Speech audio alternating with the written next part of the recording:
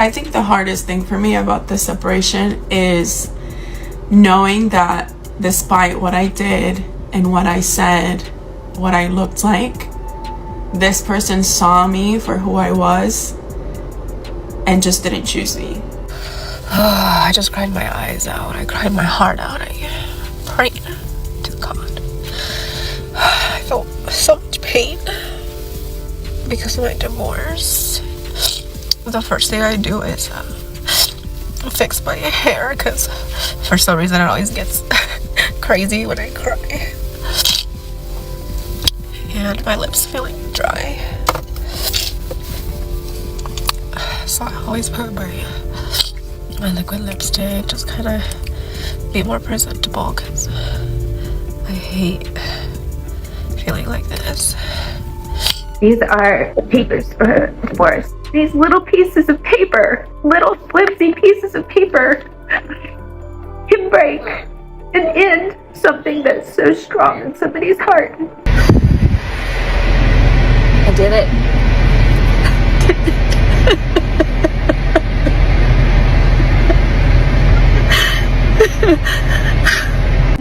It's Coronation Day. It's Coronation Day. The clip you just watched marks the beginning of the story. What starts as a confident decision soon leads to a very different reality. After 8 years of marriage, the woman filed for divorce and chose to document the entire journey online. Through a series of videos, she shared her emotions, expectations, and experiences with the public. From what she shared, she seemed to expect a response from her former partner, perhaps a phone call, an apology, or an effort to rebuild the relationship. But that moment never came. Instead, the story unfolded through the videos she posted herself.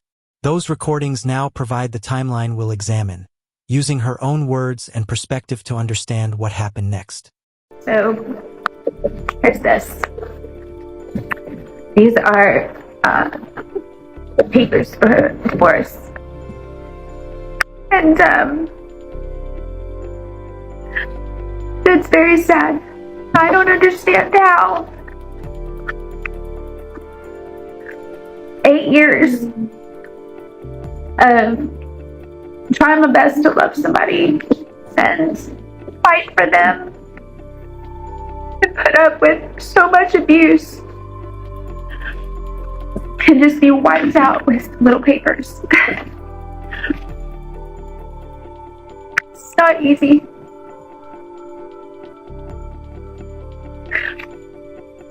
And as much as I know that this needs to happen, it still hurts.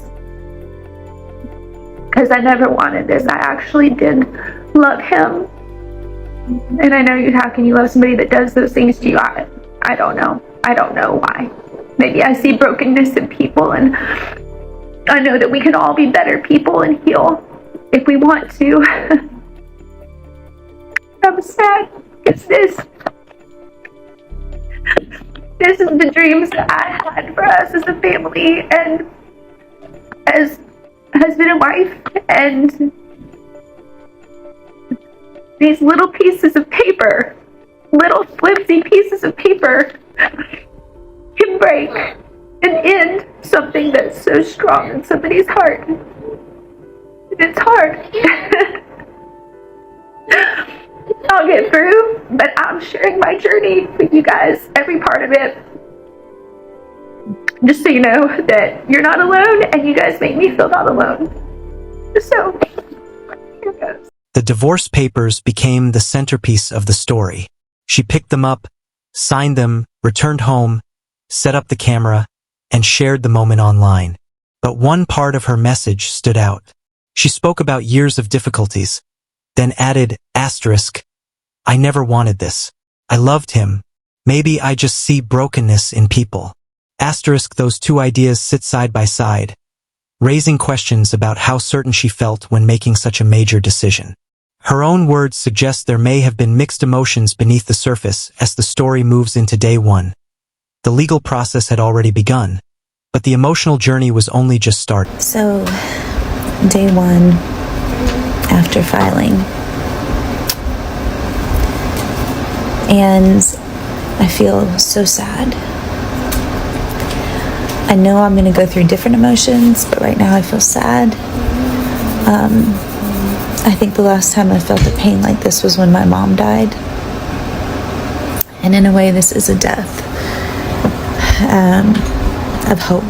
And I look around and I see, I just want to scream. Like, I see the Christmas trees that I put up and all this beautiful home and all my dreams I had for us. I just want to scream. I just want to like run away. I don't want to see any of this. It hurts, you know? I don't want to see it.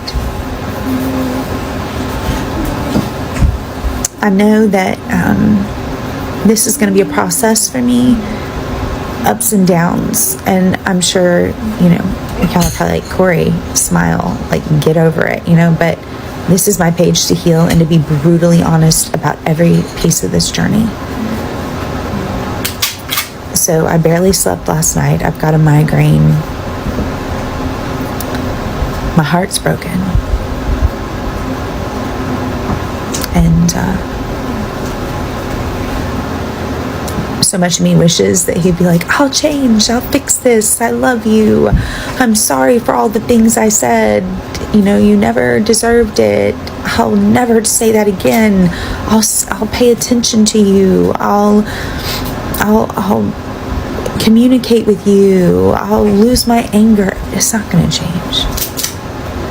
But I guess I'm somebody that will always have hope, because not always have hope. Until the divorce is done, I'll always have hope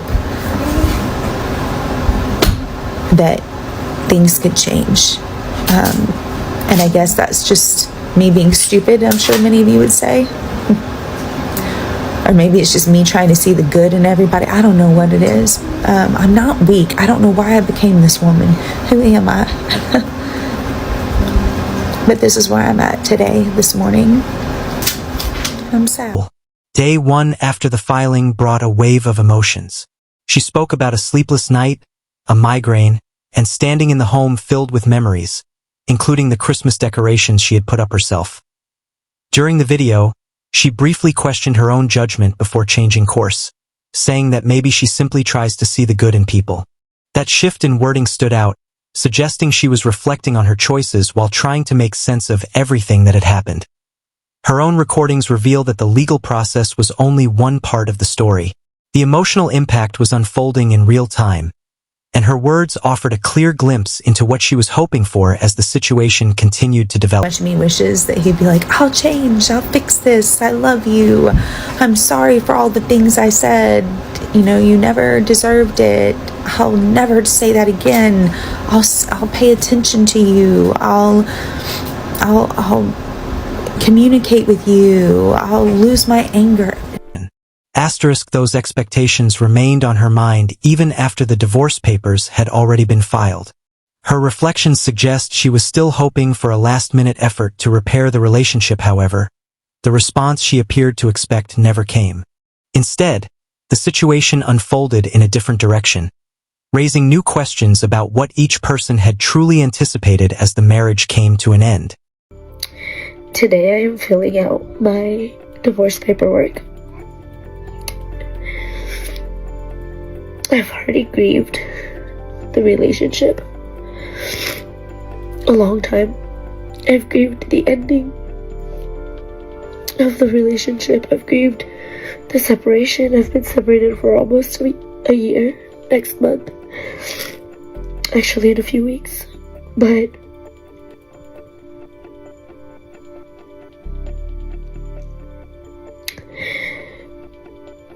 I still can't help but feel like a failure. I know I did everything that I could have in my marriage to save it, and I don't miss the marriage. I don't want to be back in the marriage at all.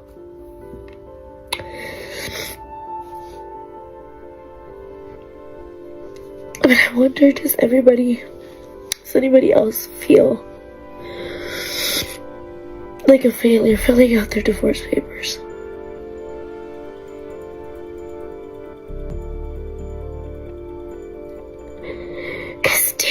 when I got married, I didn't picture any of this. I didn't even want to get married. A different person and a different marriage, but a surprisingly similar outcome. During her video, she admitted that she never truly wanted to get married, yet later described feeling like the end of the relationship was a personal failure. That contrast became one of the key points in her story. The major decisions from the wedding to the divorce were ultimately her own, and she openly reflected on the emotions that followed. Rather than focusing only on the relationship itself, her account highlights how expectations and reality can sometimes move in very different directions. The next video adds another layer to the story and reveals a moment she may not have expected to share publicly. I saw a comment, I deleted it, but I need to respond to it. Someone asked to hear my husband's side. So let me tell you, my husband's side. Well, he loved me and gave me everything he had, did everything in the world for me. And you know what? I have to tell you though, actually, to his credit, he did do so much for me, except show me love and respect and attention and hold me and kiss me and look at me and communicate with me and try to have conflict resolution ever. He did everything in the world that money could do or he could physically do, but emotionally, he's been gone since month 2, and I happen to be pregnant. So there's that, and that's very typical of the personality type I'm dealing with. There you have it. The next chapter took an unexpected turn. After receiving a comment online, she chose to respond with a separate video. In doing so, she shared details about the relationship from her own perspective. According to her account, her husband supported the family financially, remained involved at home, and fulfilled many of his responsibilities throughout the marriage. At the same time, she felt the emotional connection had faded early in the relationship, even while they were preparing to welcome a child. Those statements raise important questions about communication, expectations, and when relationship problems should be addressed. Rather than offering conclusions, her own words provide the timeline for viewers to consider. As the story continues, her next remarks reveal what she believes was missing most in the marriage and what she had hoped the relationship would become. Okay, so I've got a business idea. We need to come up with a robot boyfriend or girlfriend, partner, whatever, for people that are going through a divorce.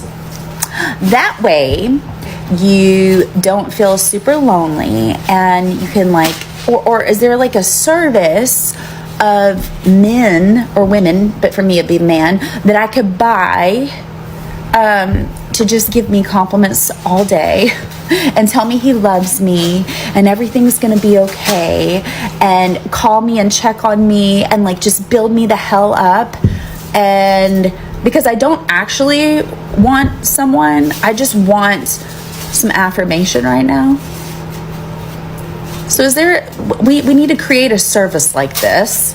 I'm taking applicants right now. She went on to describe the kind of relationship she wanted.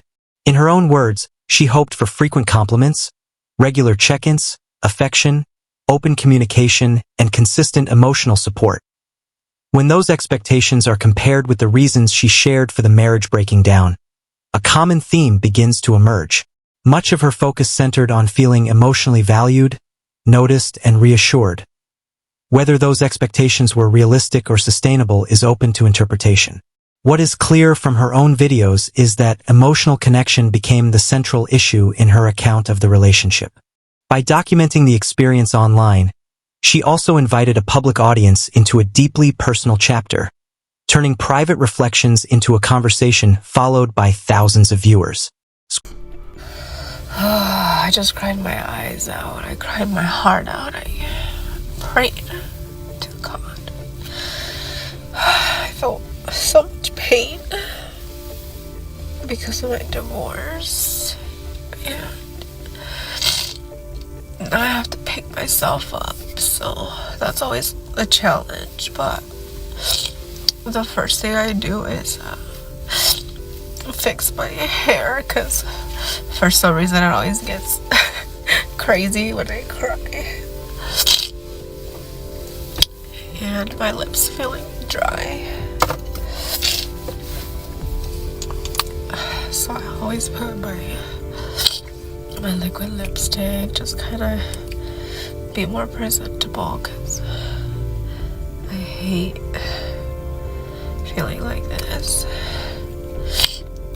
But I just felt like crying, so I did, and I just need to feel better because I don't want to stay in that really low state.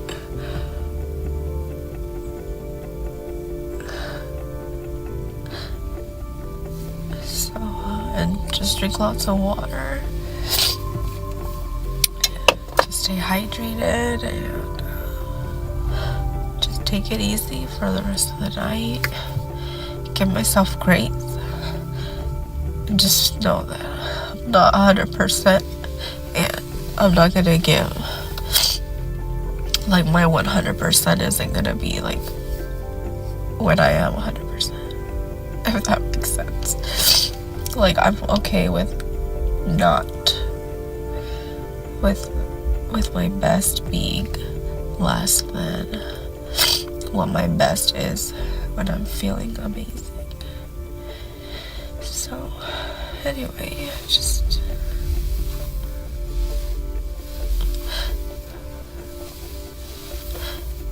be gentle with myself today.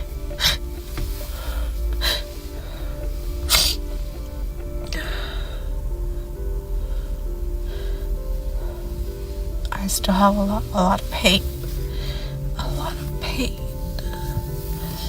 Because of the divorce. I don't want to cry anymore, but everything just surfaced. So.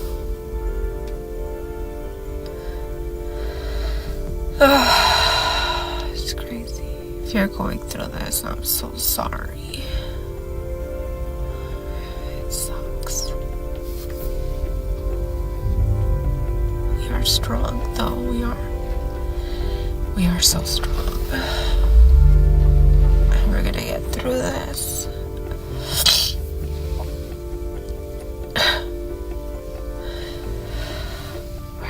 We're gonna get through this. You're gonna get through this, girl. Different person, a different setting, but a familiar pattern. In one video, she explained that after crying, she would pray, fix her hair, touch up her makeup, and then continue with her day. It sounded like a routine she had repeated more than once. What also stands out is that these deeply personal moments were consistently shared on camera. The emotions appeared genuine, but each update was also presented to an online audience. Returning to the main story, the same approach appears throughout her series of videos. From sleepless nights to migraines and emotional reflections, nearly every moment was documented and posted. That raises an interesting question. When personal struggles are shared online, is the camera simply recording the experience, or does it become part of the story itself? That's a question viewers can decide for themselves. Y'all, it's Corey, and I'm finally ready.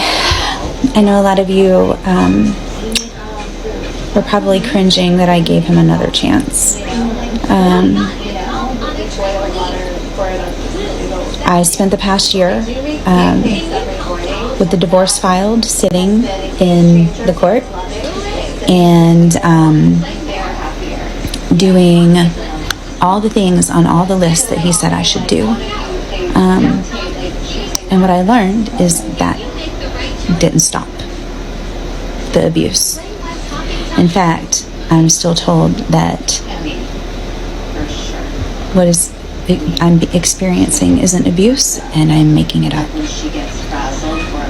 An incident happened a few days ago where he had an iPad and he was holding it up saying he was going to bash my effing face in.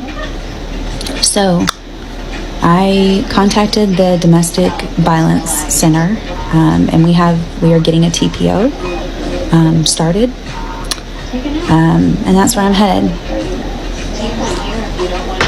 I'm going to be doing a lot of videos during this process because this was so therapeutic for me before, to get this out, and hopefully my story helps somebody else.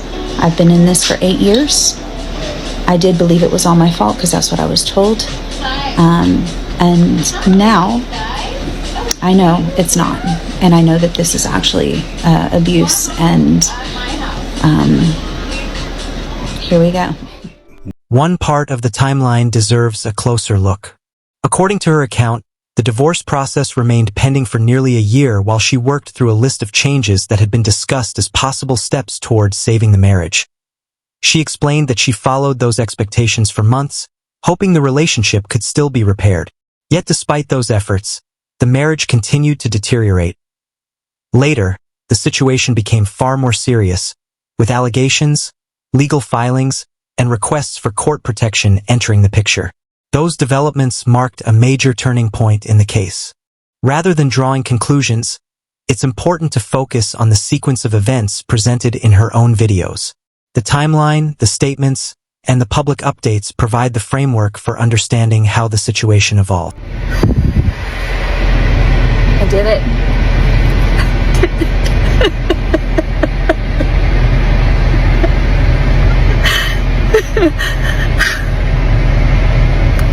I didn't even get to tell everything, but I did it. I stood up for myself. I told the truth. Only a little bit of what's going on, and I'm sure I won't get a 12-month one, but I stood up for myself. I stood up for my daughter. And he can never hurt me again, because now he's on notice.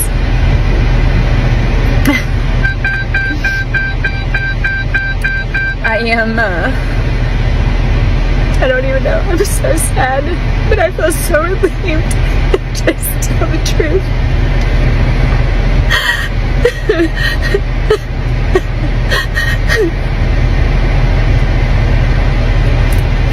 It was humiliating.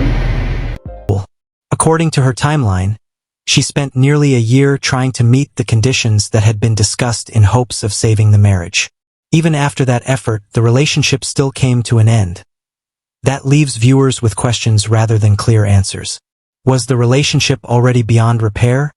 Or were the two sides simply unable to rebuild the trust that had been lost? The public record doesn't provide a definitive conclusion. What is clear is that the marriage ended without the dramatic reconciliation she had hoped for. In some situations, people don't argue or make public statements, they simply move on. The story presented through her own videos allows viewers to follow the timeline and draw their own conclusions based on the events she chose to share.